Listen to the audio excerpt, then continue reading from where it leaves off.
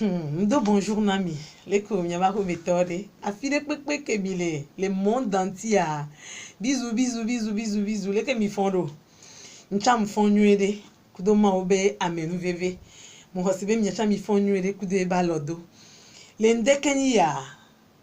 Mbava mnyagbo ndekeni ya. Mabio kosida ya be jijije nywe nami. Mhosibe kosida ya keke kememile ya.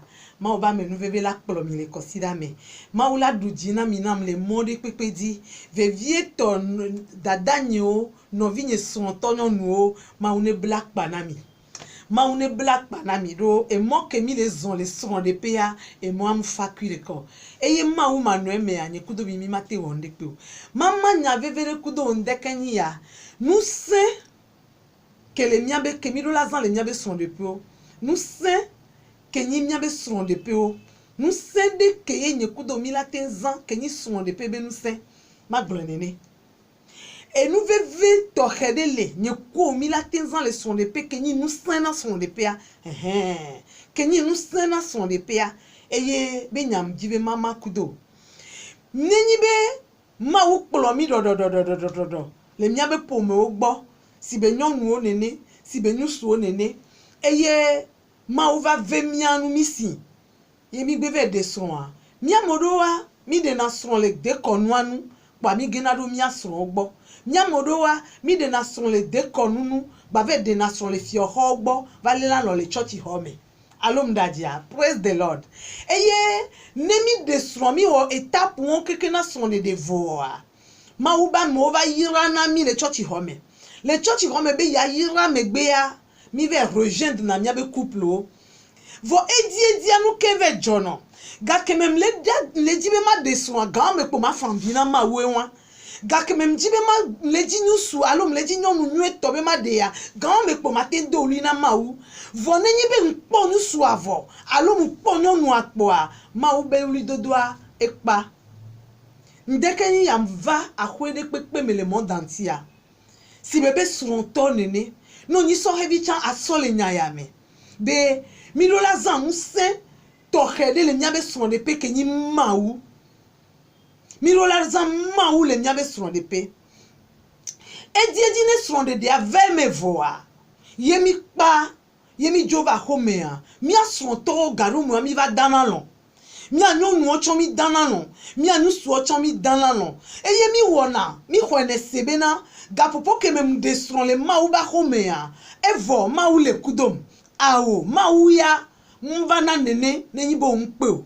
Praise the Lord. Ndeke ya mvabe nous se de kake la tenkpelu ntio le son de pea ye son de pea la yinko veve ko le se la tote adukli dudu la tote eye amenu veve la odole miabe son de peo le miason so ba gbeme miason no ba gbeme miabe vio ba gbeme ye poyibe akpe maouva. Inviter Dieu. Mina, si tu n'invites pas Dieu de venir siéger dans ton foyer, Dieu ne viendra pas. Praise the Lord. Dieu ne viendra pas. Parce que Dieu, il est un Dieu suprême. Il a l'autorité, c'est vrai. Mais il donne l'opportunité à tous ses enfants de l'inviter n'importe où, n'importe quand. C'est là que Dieu vient, il suit ses invitations, il vient et il siège au milieu de vous. Mais le quoi voir? Ne maou omu bedo wa dadanye mba khosebe la va son de peu. Bonu kele jole son de peu oda. Et pe gede ya o les intrigues de pepe no nyon vo no gbepoe. Amerika ke la tem la da si son be jiji la tro son be jiro da gbo wa ye ponyi ma u ko la peva ne ogede son de me on pope ma u pobe va nani kudom le son de pe wa gapopo enye ya non doazikpe na va nani doazikpe de kana Yesu pe be ne va nani quand on l'invite il vient hein? Alléluia. Quand nous invitons Dieu, Dieu vient. Praise the Lord. Pe ma u be va nani va nani eye ma ou la va nani no son de pe non minya ke ma ou do son de gome ania edo onu do so do son de gome ani. Dieu a des instruments. Lorsqu'il a instauré le foyer, il a des instruments. L'instrument avec lequel Dieu a instauré les foyers, aujourd'hui Dieu agit toujours avec ces instruments-là. Mais quand tu ne l'invites pas, il ne viendra pas. Tu dois l'inviter et que Dieu puisse arriver dans ton foyer, suivre tes invitations, accepter l'invitation et venir, hein, alléluia, alléluia, venir avec ces instruments, venir avec ces instruments-là pour que ton foyer puisse prospérer. Maoumuvana po. Non, les gars, popo kemeye, maouba me super ouan o dasiro yo ame viaji le son de pea, o blombe maoune yira son de pea, non, hosebe gawa meye, maou venwa, maoum le java. Wonto we la pe. O kweva, wonto we la pe. Nous quel est le son de pea na o? Agbeka son nous sous les ans, y a au jagbagba pe gede, au jagbagba be ya 3 silenti, et nous qu'on va le blomamle tenibé, je suis fatigué, je dois abandonner ce foyer, je dois quitter mes enfants. Agbeka son les ans, tu ne vas pas quitter ma soeur. Tu ne vas pas quitter, parce que maou et son bébé à maou titre renti. Oh, et son bébé à maou titre renti. Au matin, Dieu dada.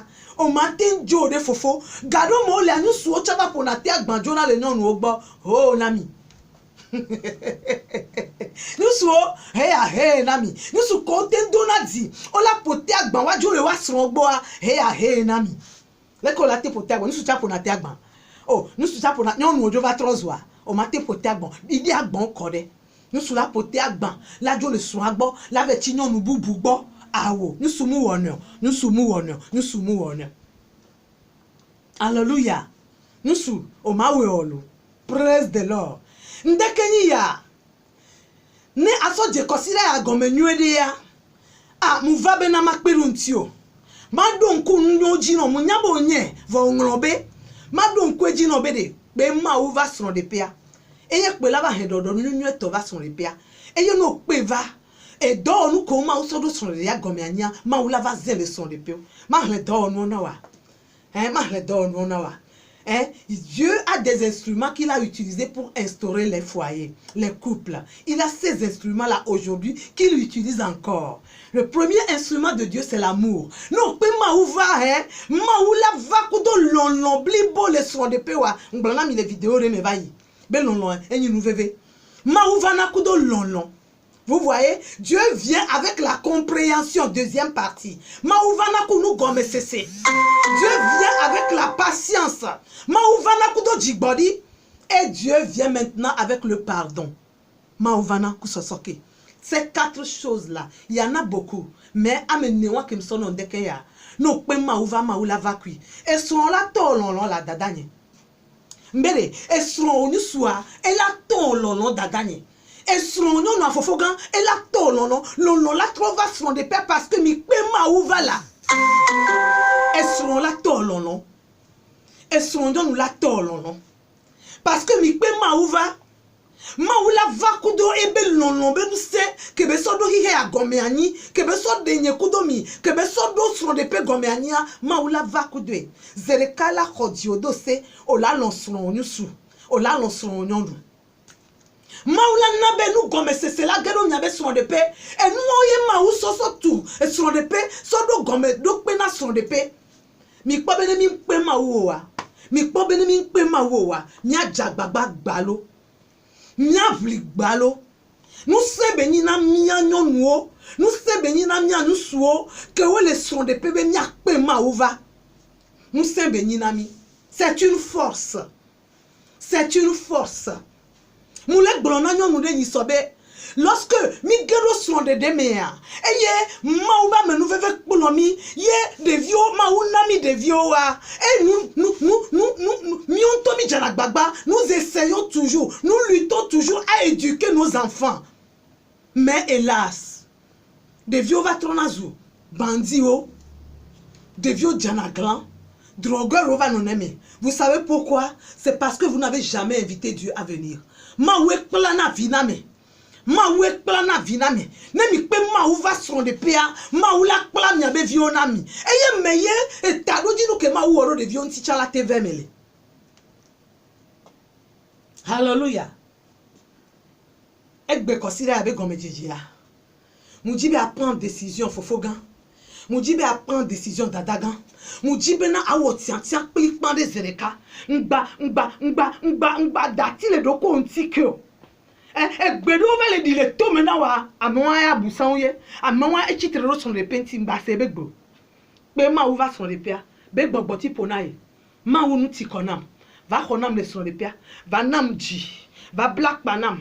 Ah, ma ou la va e la va ou non. Hallelujah. Maoula va, elle va ouais non. Praise the Lord. Mbele maoula va ouais non. O la bio sebe yo. Et nous que les jagbagba pe gede ale. Et y va trop limite de kabe yama parce que odon kwa mede ke do son de gome aniji. Nde la gbe yame ke ma wumu wo. Ye nous kentimi ma pe maoule nyabe nu ome. Nous kentimi ma yo maoule nu pata ke mi le wame. Et son temps longtemps.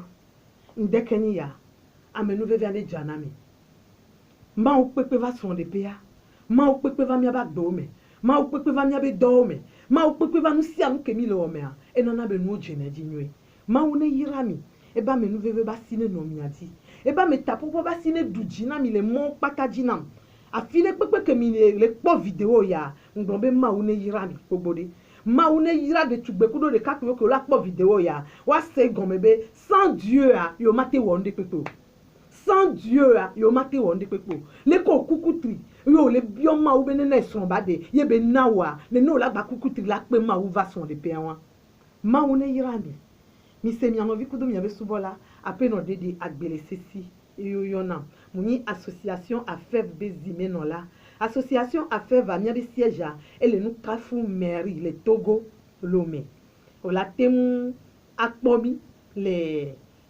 miabe non bayadi 90 18 05 18 ne o yomi le non bayadi mi le Togo o la ten keromi anti fafare et enyanye vegwani be ne o le jibena ya kanse on vire kum so tonu ko le jole son de pe wantia ma bio bena ma de kuku no be anglo nunampo ngolo nunam le WhatsApp 92 10 27 94 92 10 27 94 no dangolo nunama ngolo nunam abe sage nene ngolo nunam si ba me gankoko nene et message romu jona jinamo message ane concerné nous ko pom lewa message ane concerné quoi ni ko mila no nwere ma wone yirami e ba me no wa sine no miati ko sila ne jejina mi nwere la file pepe ke mi la po vidéo alea ko sila ne jejina mi nwere affaire que ni action pour un foyer épanoui et vertueux et yirami avec son de peu le Jésus Christ Nazareth open comme amen bye bye.